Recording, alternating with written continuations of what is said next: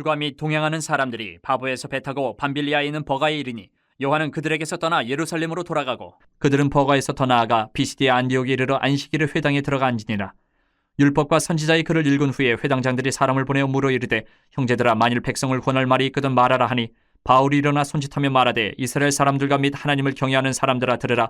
이 이스라엘 백성의 하나님이 우리 조상들을 택하시고 애굽 땅에서 나그네 된 그 백성을 높여 큰 권능으로 인도하여 내사 광야에서 약 40년간 그들의 소행을 참으시고 가나안 땅 7족속을 멸하사 그 땅을 기업으로 주시기까지 약 450년간이라. 그 후에 선지자 사무엘 때까지 사사를 주셨더니 그 후에 그들이 왕을 구하거늘 하나님이 베냐민 지파 사람 기스의 아들 사울을 40년간 주셨다가 패하시고 다윗을 왕으로 세우시고 증언하여 이르시되 내가 이새의 아들 다윗을 만나니 내 마음에 맞는 사람이라 내 뜻을 다 이루리라 하시더니 하나님이 약속하신 대로 이 사람의 후손에서 이스라엘을 위하여 구주를 세우셨으니 곧 예수라. 그가 오시기에 앞서 요한이 먼저 회개의 세례를 이스라엘 모든 백성에게 전파하니라. 요한이 그 달려갈 길을 마칠 때에 말하되 너희가 나를 누구로 생각하느냐? 나는 그리스도가 아니라 내 뒤에 오시는 이가 있으니 나는 그 발에 신발끈을 풀기도 감당하지 못하리라 하였으니 형제들아, 아브라함의 후손과 너희 중 하나님을 경외하는 사람들아, 이 구원의 말씀을 우리에게 보내셨거늘 예루살렘에 사는 자들과 그들 관리들이 예수와 및 안식일마다 외우는 바 선지자들의 말을 알지 못함으로 예수를 정죄하여 선지자들의 말을 응하게 하였도다. 죽일 죄를 하나도 찾지 못하였으나 빌라도에게 죽여달라 하였으니 성경에 그를 가리켜 기록한 말씀을 다 응하게 한 것이라. 후에 나무에서 내려다가 무덤에 두었으나 하나님이 죽은 자 가운데서 그를 살리신지라. 갈릴리로부터 예루살렘에 함께 올라간 사람들에게 여러 날 보이셨으니 그들이 이제 백성 앞에서 그의 증인이라. 우리는 복음을 전할 때 무엇을 전해야 할지를 분명히 해야 합니다. 우리 전도한다, 선교한다, 불신가족에게 전한다, 이웃에게 전한다, 전도한다 라고 말을 하는데 무엇을 전해야 하는가를 확실히 알고 있어야 바르게 복음을 전할 수 있습니다. 교회는 세상을 향해서 잘 사는 법, 복 받는 비결, 처세술 등등등 이런 것을 가르치는 곳이 교회가 아닙니다. 오늘 바울을 보십시오. 바울은 가는 곳마다 바나바와 함께 선교지에서 구원의 말씀인 예수 그리스도를 전했어요. 다른 거 전한 게 없어요. 이처럼 우리 교회도 똑같습니다. 우리 성도도 예수 그리스도의 증인이 되어야 돼요.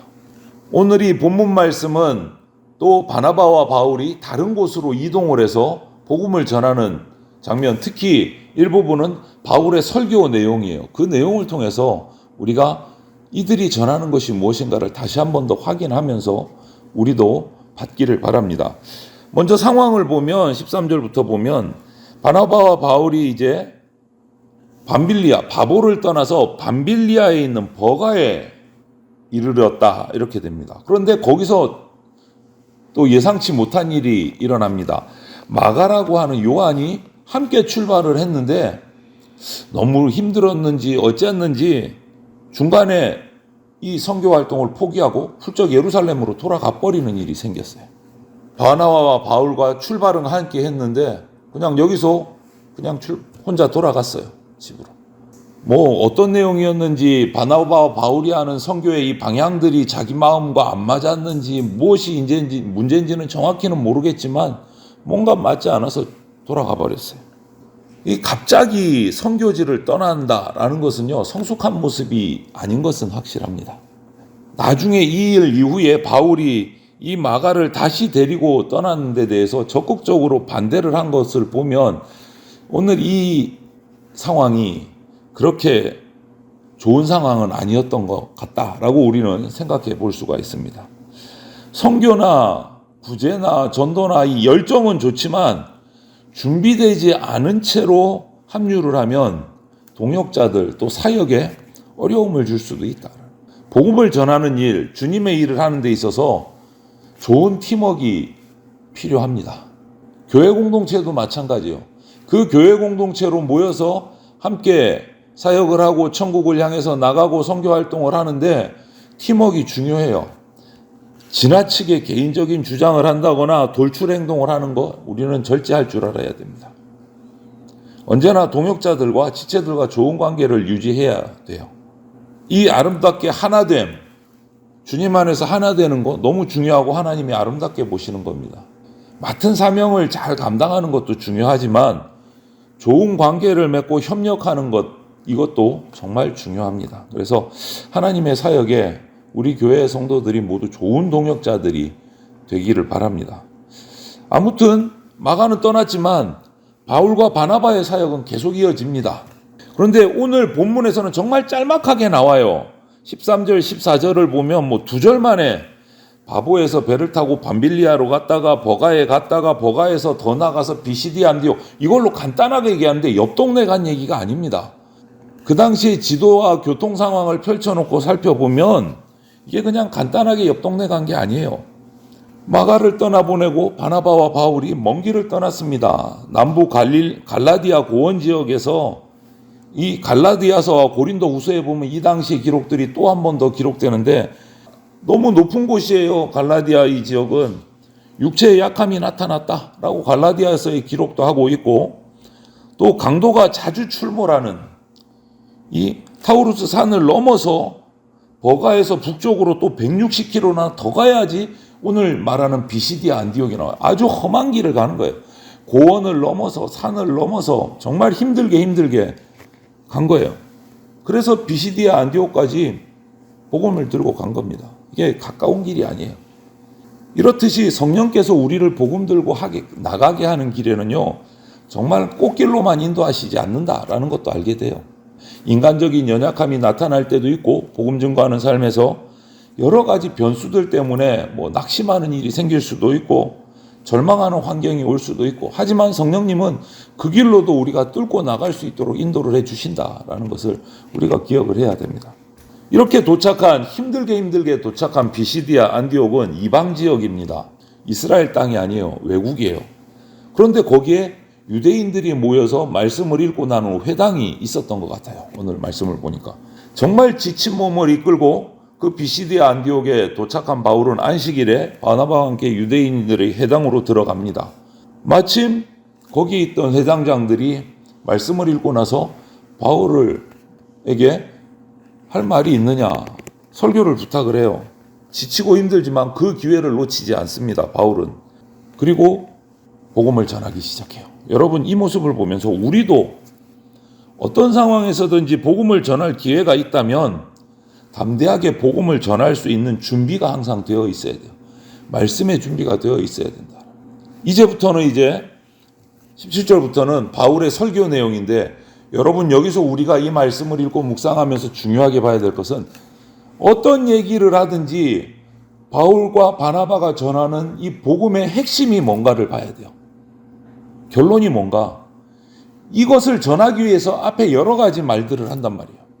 17절부터 보면 이스라엘 민족이 어떻게 만들어졌는가부터 바울은 오늘 이 회당에서 이야기를 시작을 합니다. 이스라엘의 나라가 생긴 것은 뭔가 우리 이스라엘 사람들이 뛰어나서 인간적으로 우수해서 뭔가 큰 공로가 있어서가 아니고 절대적으로 하나님이 선택하시고 하나님이 만드신 하나님의 주권적인 역사다. 우리가 똑똑해서 이스라엘이 세워진 게 아니다. 이것을 얘기하면서 시작해요. 하나님이 택해 주신 선민이지 우리가 뭔가 자격을 갖춘 것은 아니다. 그러면서 이제 시작합니다. 아브라함부터 시작해서 그 이후로 이 아브라함 한 사람에서 시작되어서 한 민족으로 선택된 것은 오직 하나님의 역사다. 애굽에서 한 가족이었던 그들을 큰 민족으로 만드셨고, 또 애굽 바로의 압제에서 모세를 통해서 해방시키시고 40년간의 광야 생활 동안에 우리가 수없이 하나님을 배반하고 원망하고 반역했지만 하나님은 또 그것을 참아내시고 우리를 이끄셨다. 18절에 그렇지 않았다면 우리는 일찌감치 멸망했을 거다. 이 얘기를 풀어나가는 거예요. 그리고 19절에서는 결국은 우리에게 언약하신 대로, 약속대로 가나안 땅, 젖과 꿀이 흐르는 땅, 그 7 족속을 다 몰아내시고 우리를 그 땅에 주인이 되게 하시고 이스라엘을 이루게 하셨다. 이렇게 쭉 역사를 얘기를 해요. 그러면서 하는 얘기가 뭡니까? 결국은 하나님은 반드시 언약을 지키시는 분이다. 이 얘기한 거죠. 그리고 20절, 21절부터 또 그 이후의 역사를 또 얘기합니다. 수많은 선지자들을 보내주셨고, 그리고 사무엘 때는 결국은 백성들이 사사시대를 지나서 왕을 요구했다. 다른 나라들처럼. 이것은 결국 하나님을 신뢰하지 않은 결과다. 악한 행동이다. 이스라엘의 왕정 통치는 패역함으로부터 시작된 거거든요. 하지만 하나님께서는 사울을 초대 왕으로 세우시고 결국을 다윗을 왕으로 세우시면서 그 다윗의 후손을 통해서 메시아를 약속해 주셨다. 그리고 그 후손에서 23절 마지막 예수 그리스도를 보내주셨다. 다윗의 후손이고 우리에게 약속해 주신 메시아다. 이 얘기를 해요. 여러분, 이 바울의 설교를 결론은 무엇을 전하기 위해서 이 설교를 한 겁니까? 회단에서 메시아는 예수 그리스도다. 예수 그리스도를 전하기 위한 거예요. 예수 전하기 위해서 이 얘기를 한 거예요. 바울의 복음, 그의 핵심은 항상 결론은 이거예요. 예수 그리스도다가 메시아다. 우리의 구원주이시다. 바울은 그들에게 예수님을 통해서 구원 얻게 된다. 이것을 설교한 거예요. 여러분, 오늘날도 똑같습니다. 우리가 복음을 전해도 우리 복음의 핵심은 뭐가 돼야 되느냐? 예수 그리스도가 돼야 돼요. 예수 그리스도가. 뭐 복 받는 방법이 어쩌고 저쩌고 처세술이 어쩌고 저쩌고 교회는 그거 아닙니다. 교회의 복음의 결과 핵심은 예수 그리스도가 돼야 돼요. 바울은 유대인들이 성경에서 예언된 메시아가 그 예수를 알지 못해서 십자가에 못 박아 죽인 사실도 지적을 해요. 27절에.